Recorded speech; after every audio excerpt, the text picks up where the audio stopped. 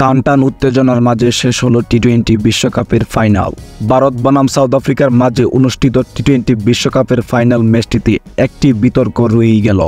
South আফ্রিকার শেষ ওভারে যখন 16 রান প্রয়োজন তখন বল করতে আসে হার্দিক পান্ডে, আর এদিকে ব্যাটিং স্ট্রাইকে ছিল ডেভিড মিলার। হার্দিক পান্ডের প্রথম বলে ডেভিড মিলার যখন উড়িয়ে মারি তখন বাউন্ডারির লাইনে ক্যাচ ধরেন সূর্য কুমার যাদব। আর এই ক্যাচ নিয়েই যত বিতর্ক।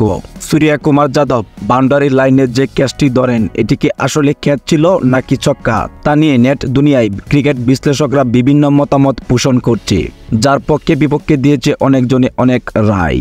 অবশেষে এটি নিয়ে মুখ খুললেন ভারত দলের ক্যাপ্টেন রোহিত শর্মা। তিনি বলেছেন, এখানে অনেক ক্যামেরার মাঝে এবং 3 জন অভিজ্ঞ আম্পায়ারের মাঝে এত সুন্দর একটি ক্যাচ ধরার পরেও কেন যে এটি নিয়ে বিতর্ক হচ্ছে তা আসলে আমাদের বোধগম্য নয়।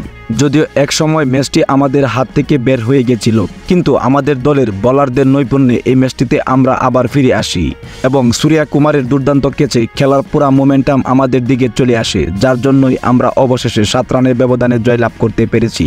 কিন্তু ক্রিকেট দুনিয়ায় বর্তমানে যে বিষয়টি নিয়ে আলোচনা হচ্ছে সেটি হচ্ছে ক্যাচ বিতর্ক।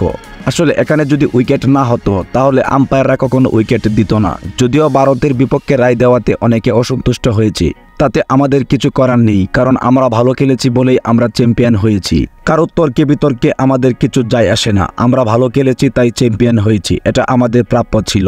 সুপ্রিয় দর্শক, ভারত দলের ক্যাপ্টেনের মতামত শুনে আপনার কি মনে হয়? তিনি কি সঠিক বলেছেন কি না তা অবশ্যই কমেন্ট বক্সে জানিয়ে যাবেন।